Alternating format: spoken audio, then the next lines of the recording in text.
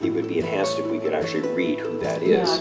Ted Pappas is a man who knows things, whether it be a teapot, guitar, doll, painting, or anything else old and unique. Ted probably knows its story.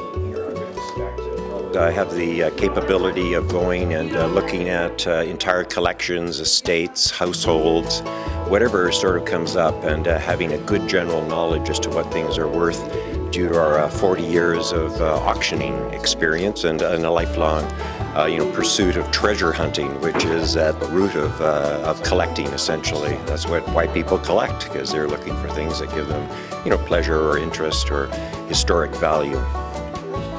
When we caught up with Ted, he was in the midst of using his skills to support Hubble Homestead and to hopefully help Prince George discover some treasure.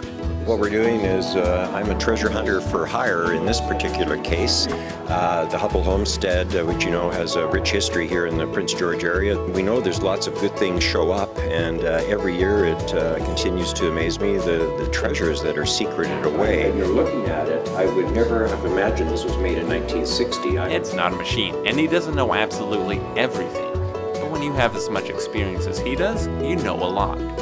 I can't expect him to know everything about everything, but he's doing his best. And I think he is a very knowledgeable man. Being exposed to millions and millions of objects.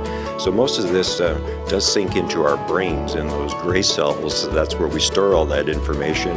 And I'm just lucky, I guess, I have an ability to recall a lot of that information from my experience. So there are areas I'm not familiar with.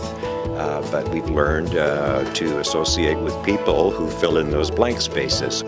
At the end of the day, for Ted, it's all about the excitement of unearthing something special from the always past. Tell the difference between, you look at the opaqueness of the china.